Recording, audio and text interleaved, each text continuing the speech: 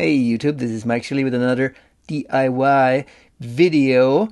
This time I'm going to show you what I do when I come back from a surf session and there's no shower, so I need to rinse the board here. So I bought this on Amazon and this connector in order to hook up this pump sprayer with this typical garden nozzle. Now these pump sprayers are common in garden work and come with a long wand that produces a fine mist. But to rinse off salt or sand from a surfboard or dirt from your hiking shoes, you need a stronger water jet. So what you can do to build an inexpensive rinse tool is to connect a regular garden nozzle to the hose of this pump sprayer. And there you have it. With about $30 in parts and 5 minutes of assembly time, you have a hose ready to go at any time in your car. Now, how long are you going to be able to run the hose? It depends on the size of the container and the water flow, of course. The smallest useful size of the container is 1 gallon. With the nozzle that I'm using here, you'll be able to rinse for about 30 seconds with some pumping in between. With the 2 gallon and 3 gallon containers, you get twice or 3 times the amount. It all depends how much space you have in the trunk.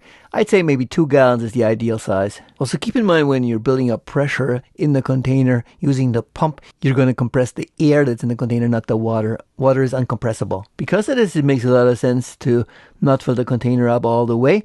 Fill it halfway up or 3/4 of the way. That way you can easily build up pressure with a few pumps that's going to last for a good while. If you don't have this air pocket, it's going to be very hard to pressurize the container. And the hose won't be running for very long. Now, if you order one of these garden sprayers on Amazon or buy it at a home improvement store like Home Depot or Lowe's, you're going to get the container, the pump, the hose, and the wand. As mentioned, the wand won't provide a water jet strong enough to rinse, so we're going to just cut it off and toss it. The hose we'll leave in place, and let's measure its diameter in order to figure out what kind of adapter we're going to need to attach the nozzle. This particular garden sprayer of the Chapin brand has a hose with an outer diameter of 3/8 of an inch and an inner diameter of 1/4 of an inch. So we're going to need an adapter from 1/4 of an inch barb to 3/4 of an inch MHT, which means male hose thread, which is the standard size of the thread that attaches to a garden sprayer nozzle. And to my surprise, this combination is very hard to get. Home Depot didn't have it, but on Amazon I found a store that ships these adapters made of nylon. And at first I thought, this is probably not going to last very long. But to my surprise, this was easy to connect and provided a perfect seal from the get-go without any additional gaskets. And as I've mentioned before, this 3/4 of an inch male hose thread is in fact standardized, so you can pick a random hose from a home improvement store or from Amazon. I ended up buying the one in the left top corner, which is all metal, but later found an even better one at Home Depot for $5.52, which has a number of different settings for the water jet. So yeah, lots of options there. So how do we actually get to connect the hose to that 1/4 inch barb? It's a very tight fit by design, which also means once you get it on, you don't need any additional gaskets. It's just gonna seal perfectly. Also, I've seen other YouTube videos where people are using clamps, but it's not required in this case. So how do we get it on? We heat up the hose.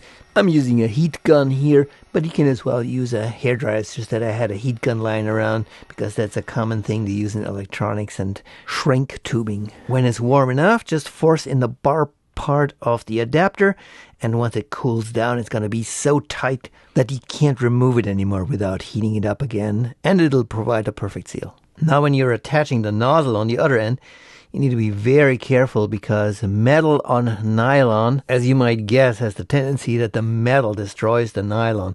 So what you want is to screw it on until you get a tight fit, but don't over tighten it, otherwise the metal will strip off the threads on the nylon. For the connection to hold water, you're going to need a wrench and tighten it some more. But as I said, be conservative here and err on the side of not tightening it enough. Then check if it holds water. If it doesn't, tighten some more. And that's all there is to it. Let's run a final test, pump it up real good, and then spray it somewhere and see if it holds water and if the water jet is strong enough in order to rinse off some dirt or salt water or sand. Typically these garden nozzles have several settings from mist to a strong water jet. try the different settings and then pick the one that's best for you. And there you have it. Works great, and it's only about 25 bucks. And you can keep it in your trunk, so whenever you're coming back from a surf session, or if you're coming back from a hike and have dirty shoes that you want to rinse off, you can always keep it in your car, and that way you are all set. See you next time.